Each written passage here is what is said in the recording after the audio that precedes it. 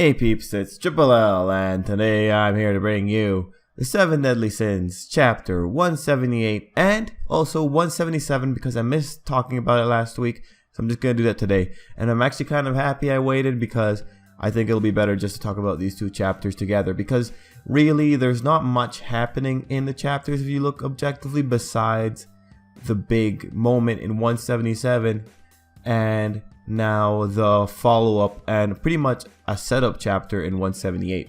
So peeps, let's sit back, relax, let's talk about it. I'm just doing impressions because I'm pressed on time. It's one of those weeks, so I'm just gonna plow through this. We're gonna have fun, we're gonna talk about it. Leave comments down below if you feel so inclined.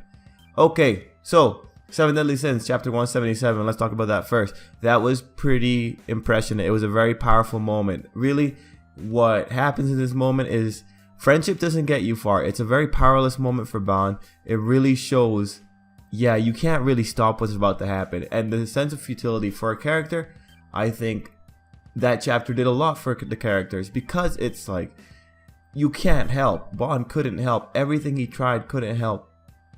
It was, what he did to Maricela was very impressive, and how he kept trying to use his snatch on Estarossa. Man, that was, I felt really bad for him, but it just shows how powerful Estarossa is, that even Bond, all powered up due to snatch, couldn't really do anything to him. But in that chapter, we got a pretty good bit of info, which was that demons have 7 hearts. So really it means the guy's about to slaughter Meliodas 7 times, and that's what happened. And that was not that, the actual killing of Meliodas wasn't that impactful for me. It was mostly Bond's futility. Bond's futility was what was really selling that point, and then Bond got vaporized as well, and Estarossa continued his thing where he's crying. So it's a really interesting thing where it's Estarossa chose his clan over whatever Meliodas chose. He chose his clan over his betrayer type brother. So overall, that was a good chapter in terms of the feelings that came associated with it. It did establish this sense of desperation and hopelessness. And carrying on from that, I honestly thought that this week's chapter 178 was going to be a direct follow-up, because we left 177 with Elizabeth crying over Meliodas. I really thought that somehow we'd have a little bit of a fallout, and maybe in 3 chapters Meliodas would be back. Or well, maybe not that much. Maybe he'd be out of it. Well, he could be back in the sense that he can still be revived. And I thought, okay, yeah, it'll give the Sins time to have fights with the 10 Commandments. It'll give time for them to have their powers and abilities showcased. But what we got in 178 was a full-on 1-month time skip where the demons are flooding into Britannia, and, well, shit's hitting the fan. People are betraying the humans have already done what humans do and are just worshipping the demons, or just trying to scrape by with whatever sacrifice they can find. And man, that's kind of dark. I mean, no wonder demons think so lowly of them. I mean, they're pathetic. They're already betraying each other at moment's notice. And it was nice to see, what was his name? Pelio, I think? That kid that was in Gowther's arc. It was nice to see him not really happy about what's going on, but at the same time, it's like, okay, a weak human, his family, he can't really stand up against them. He's probably seen horrible things. He's probably seen these guys just eviscerate some people. So I can understand a perspective of a weak human, but it sucks to have to see it. And then we saw the weird fangs, and oh, the days when we were dealing with people that had power levels of 400. Oh my gosh, that's anyway, it was kind of cool to see them again, but Frodrin ate them, so yeah, that was too bad for them, right? Anyway, what 178 really does is it's a setup chapter. It's showing that Arthur's still around, and the guy with the sword, that walking wandering samurai, he's still around, and he can do some damage. And Arthur can kind of do some damage, but as we all know, Arthur is a king pretty much in training, and it'll take a while before Arthur's true potential really comes out of this.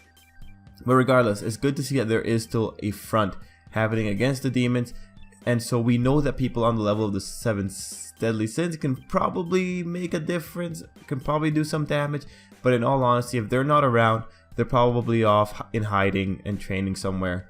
The good thing about this, though, in this chapter, is I think Bond is still alive because the chapter opens with the 1 month after the slaying of the 7th deadly sin, Meliodas. I think that means Bond is in fact still alive, which is good.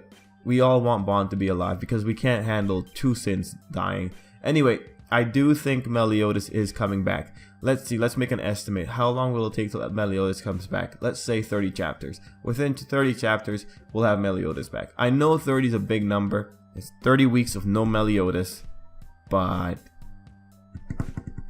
we need to see the Sins struggle for a bit. We need to see them really try to fight the 10 Commandments, because we've seen Bond. He's already justified himself because his snatch allows him to take their power and kind of fight on their even playing field. We've seen him take out Maricela, so that's worthwhile. Bond's okay. Let's see. Well, King is probably going to have to deal with Glicinia. Diane's probably going to have to deal with Balor, which is fine. That's no problem. And then we already know Escanor can pretty much deal with any one of them during the day, so that's unnecessary. We really do not need to see Escanor. Merlin's going to have to get her chance.